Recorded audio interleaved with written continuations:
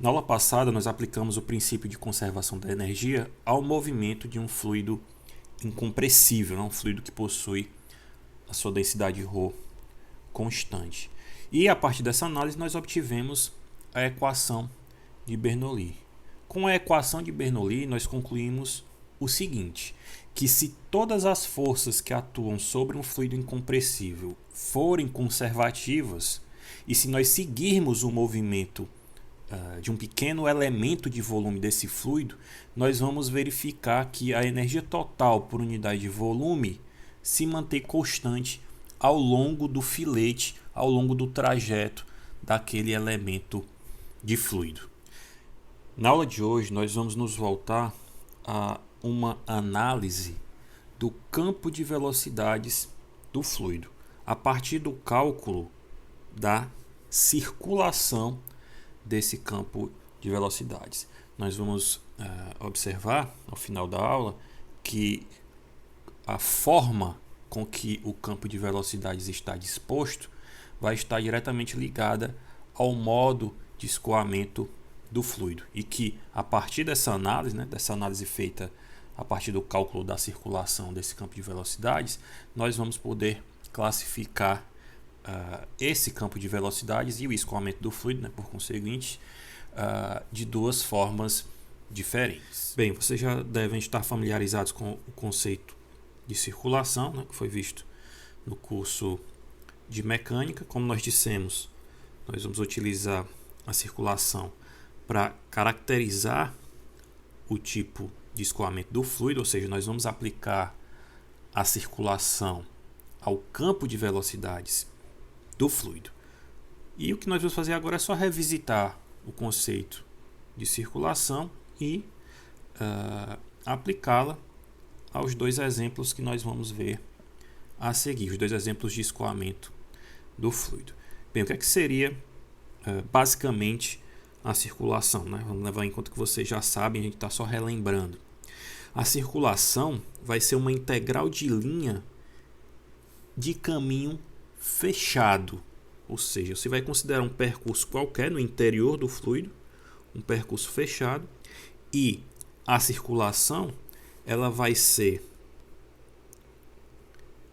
a integral de caminho fechado ao longo do caminho gama de V escalar dl, onde V é a velocidade do fluido e dl é o elemento de linha ao longo do caminho fechado gama, elemento de linha ou elemento de percurso.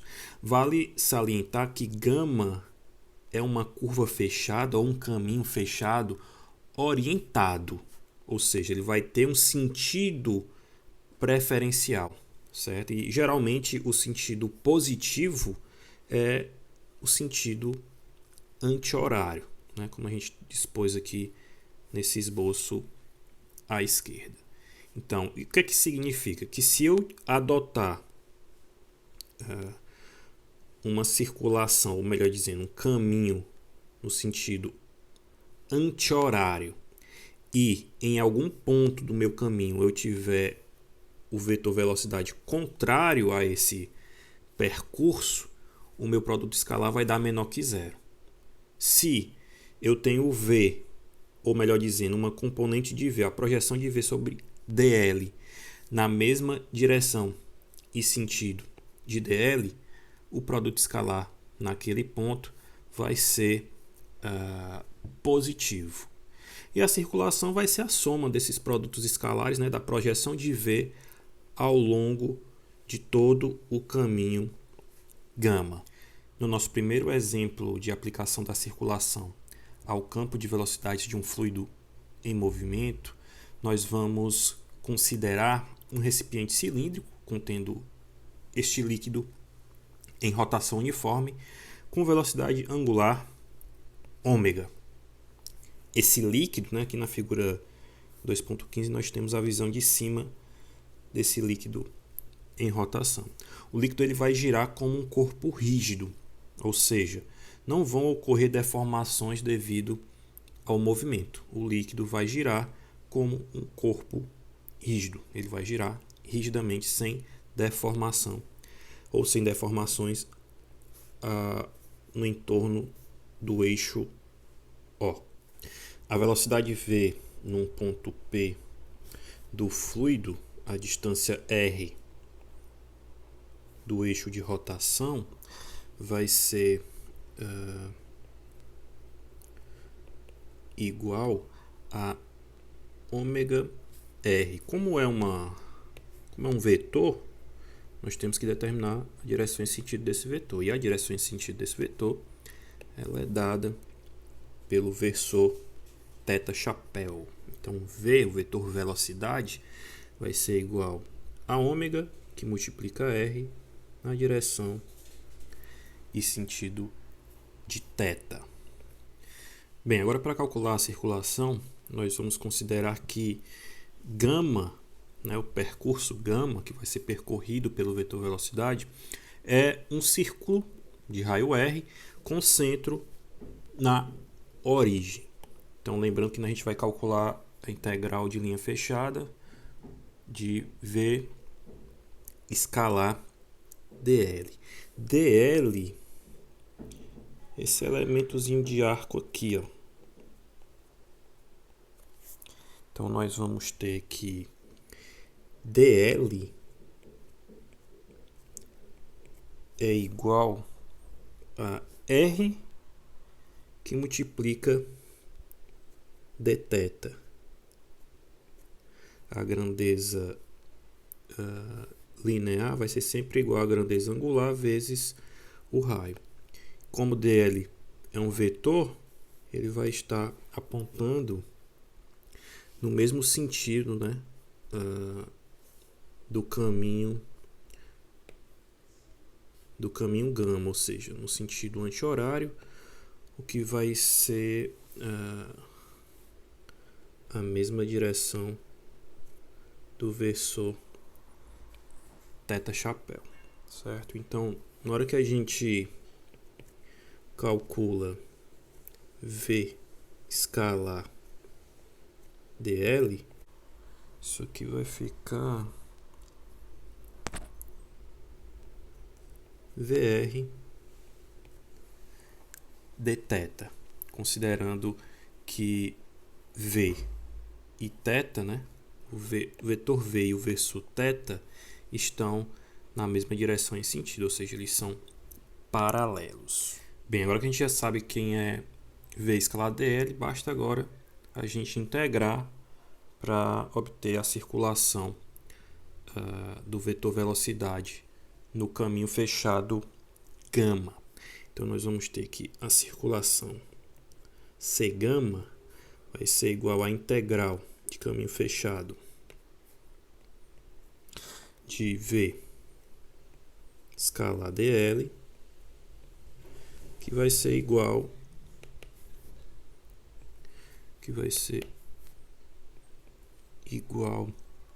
a integral de VR dθ.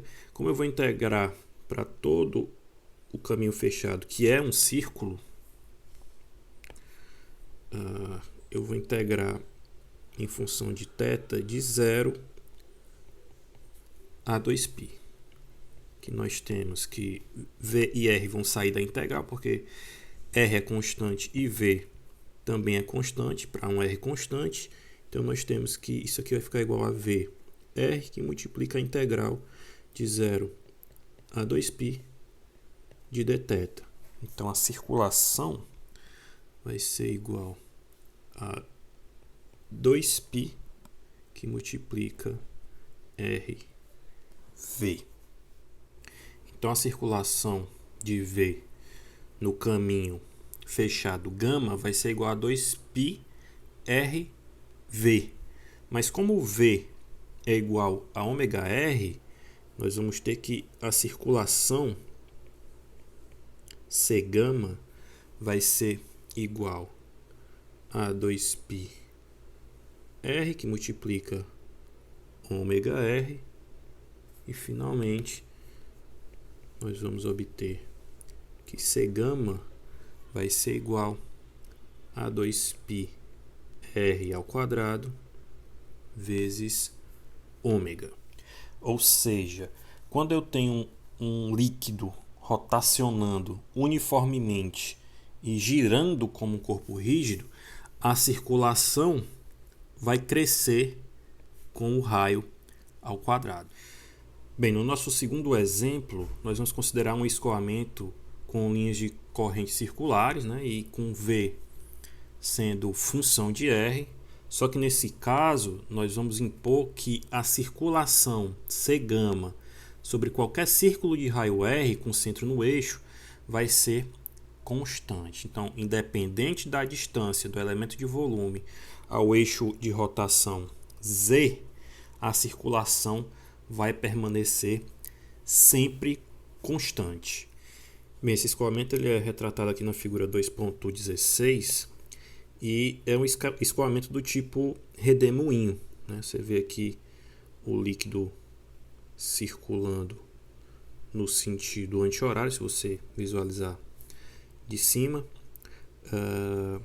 e de acordo com a equação 2.64, a velocidade vai ser dada pela razão, né, entre a circulação para uma circulação gama qualquer dividido por 2πr. Por que uma circulação gama qualquer? Porque nós estamos considerando a circulação constante. Então isso vai me dar a seguinte informação, que V é inversamente proporcional ao raio, ou seja, à medida que o raio tende a zero, ou seja, à medida que eu pego posições mais próximas do eixo de rotação, eu vou ter valores de velocidade cada vez maiores. Então, à medida que R tende a zero, V vai tender ao infinito. Como com essa relação eu vou ter valores de V tendendo ao infinito para R tendendo a zero, é preciso geralmente excluir o escoamento do entorno do eixo, porque nós não vamos observar valores infinitos de velocidade, certo? Então, a superfície livre do fluido que tem um escoamento desse tipo, ela vai assumir uma forma característica de funil, né? Então, o escoamento ele vai ter esse formato. A gente pode descrever, né, o formato dessa superfície livre através da equação de Bernoulli. Quando a gente assume que a pressão na superfície livre é igual à pressão atmosférica, que é igual a uma constante. Então, nós vamos aplicar a equação de Bernoulli no formato da expressão 2.4.8. Então, nós vamos ter que Z mais V ao quadrado sobre 2G vai ser igual a C' menos a pressão atmosférica, P0, dividido por ρg. O termo que aparece à direita da equação continua sendo uma constante, e nós agora podemos reescrever a equação da seguinte forma: Z mais V ao quadrado. Bem, V ao quadrado vai ser esse termo aqui ao quadrado. Vai ficar C gama ao quadrado dividido por 4π ao quadrado vezes R ao quadrado vezes a aceleração da gravidade que aparece aqui. Isso aqui vai ficar C gama ao quadrado dividido por 8π ao quadrado G R ao quadrado. E isso aqui é igual a uma constante que eu vou chamar de A. Esse termo que aparece circulado em vermelho eu vou chamar de B, que vai ser também uma constante. Então, desse modo, a expressão que vai fornecer a superfície livre vai ser Z igual a A menos B dividido por R ao quadrado, onde tanto B quanto A são constantes maiores que zero. Então, esse é o perfil da superfície livre e, como nós já havíamos dito no início do comentário desse exemplo, o líquido ele vai ocupar a região externa do funil centrado no eixo. Então, toda essa região externa, aqui a gente está pegando um corte lateral, né, obviamente, toda essa região aqui externa vai ser ocupada pelo fluido e nós vamos ter uma singularidade em R igual a zero, ou seja, não vamos ter líquido, porções de líquido em R igual a zero, porque isso implicaria numa velocidade tendendo ao infinito. Nós teríamos uma indeterminação aqui na equação 2.6.7. A circulação ela possui uma propriedade que consiste no seguinte: se eu tiver um circuito ou um caminho original gama e decompor esse caminho gama em dois caminhos, ou seja, o caminho gama agora seria composto do caminho CABC e pelo caminho BADB. Então, essa propriedade ela diz que se eu decompor o percurso gama em dois circuitos de mesma orientação, vocês veem que os dois circuitos estão no sentido anti-horário. Então, se eu decompor o circuito gama em dois circuitos de mesma orientação, esses que eu acabei de indicar para vocês, a circulação do percurso gama vai ser igual à soma da circulação dos dois circuitos que foram originados de gama. Como vocês podem ver, a porção comum entre os dois circuitos, né, que é esse arco AB, ela é percorrida duas vezes em sentidos opostos, né? Que no circuito CABC ela é percorrida nesse sentido e no circuito BADB ela é percorrida no sentido oposto, o que faz com que essas contribuições se cancelem no somatório das circulações, né? Que vai fornecer a circulação do caminho original gama. Nós podemos também dividir o percurso gama em uma malha de subcircuitos infinitesimais e a propriedade aditiva vai continuar sendo válida, ou seja, a circulação do percurso gama vai ser igual ao somatório das circulações desses diversos subcircuitos infinitesimais. Então, através da propriedade aditiva e da subdivisão do circuito em uma malha de subcircuitos infinitesimais, nós podemos associar a circulação do campo de velocidade do fluido a uma propriedade local, ou seja, que eu possa determinar em cada ponto do fluido. A partir dessa análise local, né, em cima da circulação dos subcircuitos, nós podemos verificar que vai existir uma diferença entre os escoamentos que nós vimos nos exemplos 1 e 2 no início desse tópico. Para determinar essa diferença no escoamento apresentado nos exemplos 1 e 2, nós vamos considerar um circuito infinitésimo ABCD de abertura dθ com centro no eixo, conforme vocês veem aqui na figura 2.19. Lembrando que nos exemplos 1 e 2, a velocidade ela tem a direção em sentido do versor θ chapéu e V é função de R nos dois casos, só que elas vão variar, né? A velocidade vai variar diferente com relação a R nos dois exemplos. Bem, o que é que nós vamos fazer aqui? O que nós vamos fazer é calcular a circulação desse circuito infinitésimo para os dois exemplos, para o exemplo 1 e para o exemplo 2, obviamente fazendo as considerações que foram feitas em cada um dos exemplos com relação ao campo de velocidades e à circulação. Aqui na figura 2.19 nós observamos que o vetor velocidade é perpendicular aos trechos DC e AB. Então, nesse caso, a circulação nesses dois trechos vai ser nula, né, porque o cálculo da circulação se dá através do produto escalar, e como eu tenho DL perpendicular a V nesses dois ramos, nesses dois trechos, a circulação nesses dois trechos vai ser igual a zero. Então, desse modo, a circulação do subcircuito no circuito infinitesimal ABCD vai ficar... Lembrando que a gente está calculando V escalar dl em cada trecho, né?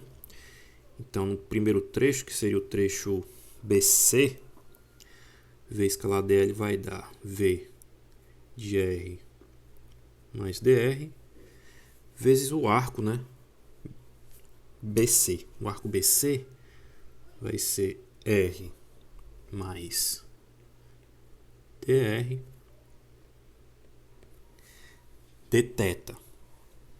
Menos porque o trecho DA está no sentido contrário ao trecho BC, certo? Então, a gente tem que indicar essa oposição de sentido através do sinal negativo. Então, isso aqui vai ser menos V de R, porque agora eu estou pegando esse arco mais interno, né, DA, e a distância de DA ao eixo é igual a R.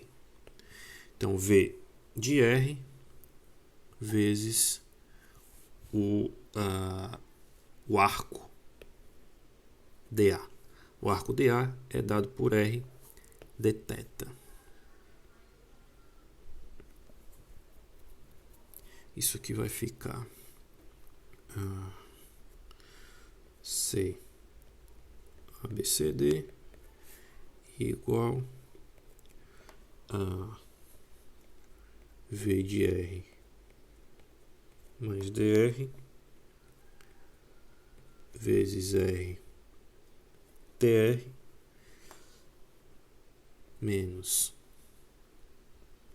V de R, que multiplica R dθ. Como V é igual a ômega R, a expressão para circulação vai ficar assim, ó, C ABCD igual a ômega que multiplica R mais dr que multiplica R mais dr. Lembrando que se V é igual a ômega R, V de R mais dr vai ser igual a ômega que multiplica R mais dr, que seria o raio, né? Esse raio aqui, distância de O ao arco BC. Menos ômega que multiplica R, né? No caso aqui seria V de R vezes R dθ. Aplicando a propriedade distributiva nesse termo, nós encontramos essa expressão abaixo. Eliminando os infinitésimos de ordem superior, nós vamos ter que a circulação no circuito infinitesimal ABC vai ser igual a 2 ômega R dr dθ, onde esse termo R dr dθ vai ser justamente a área envolvida pelo circuito infinitesimal, ou seja, vai ser essa área que eu rachurei aqui em vermelho. Ou seja, a circulação dividida pela área envolvida pelo circuito, vai ser igual a 2 ômega. Lembrando, né, como nós acabamos de dizer, que esse termo aqui vai ser igual à área envolvida pelo circuito infinitesimal. Esse resultado nós já havíamos obtido para o exemplo 1. Né? Então, isso aqui nós encontramos, por exemplo, 1 que C gama dividido por πr ao quadrado era igual a 2 ômega. Como o circuito gama era circular, a sua área era πr ao quadrado, e aí a gente acabou que encontrou uma relação análoga a essa aqui. Você deve estar se perguntando aqui a respeito do índice da circulação que eu usei. Bem, professor, eu estava aqui calculando a circulação do circuito infinitesimal ABC, e aí na linha seguinte o senhor passou para a circulação do caminho fechado gama. Como é que é isso? Bem, a gente acabou de ver que de acordo com a propriedade aditiva, eu posso assumir para o circuito como um todo, né, no caso para o circuito gama, uma característica local. Então, se eu tenho localmente que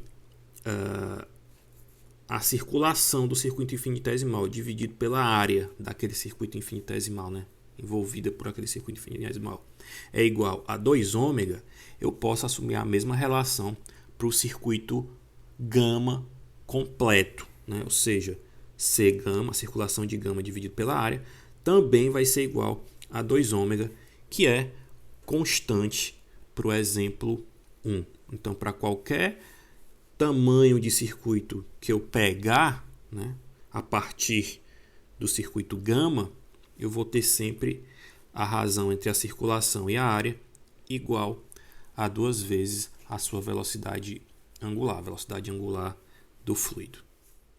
Nós vamos agora utilizar o mesmo circuito, né, circuito infinitesimal da figura 2.19 e aplicar ao escoamento que foi apresentado no exemplo 2.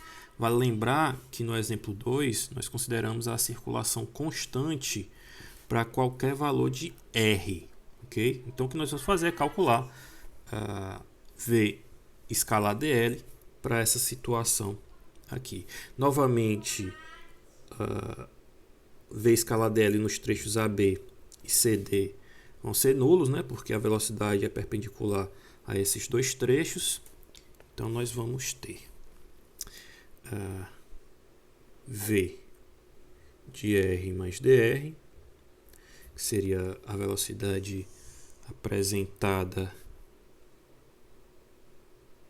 nessa parte do percurso, escalar dl. dl nesse caso vai ser R mais dr. Estou omitindo aqui o símbolo do produto escalar, porque a gente já não está mais considerando a notação vetorial, certo? Então, V escalar dl vai ser igual a V de R mais dr vezes R mais dr. Só que o seguinte, como a circulação é constante, V escalar dl nesse trecho do circuito vai ser igual em módulo ao V escalar dl desse trecho do circuito.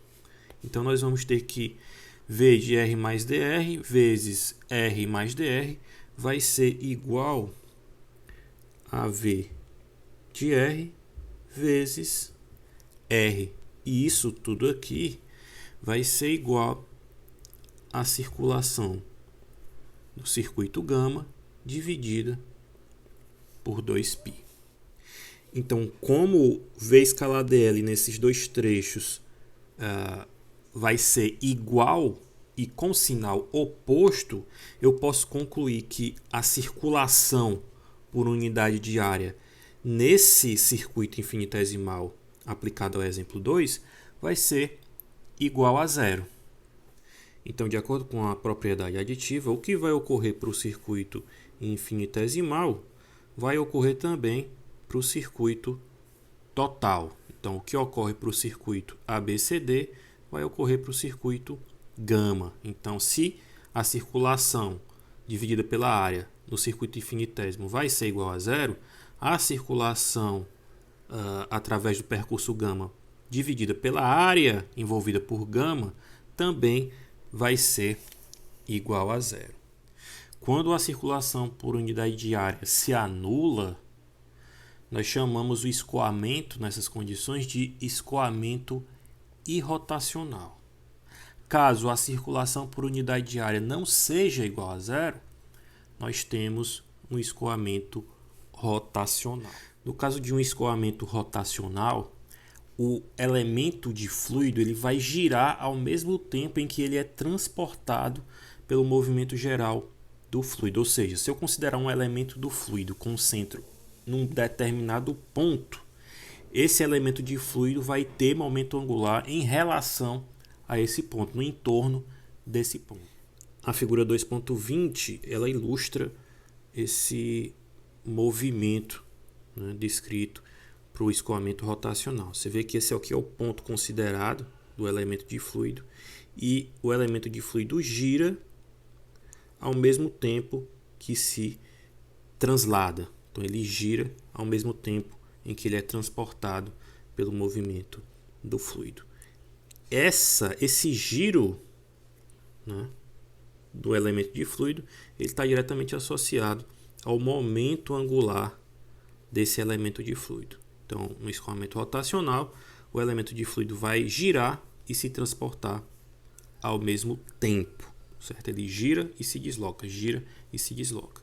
Já no escoamento irrotacional, o elemento de fluido ele não vai possuir momento angular. É como se esse pacote de fluido, vamos dizer assim, ele apenas mudasse de posição, sem que houvesse uma rotação no entorno do seu eixo. Como os elementos de volume não possuem momento angular no escoamento irrotacional, a circulação do fluido vai ser nula para qualquer circuito que eu considerar no interior desse fluido.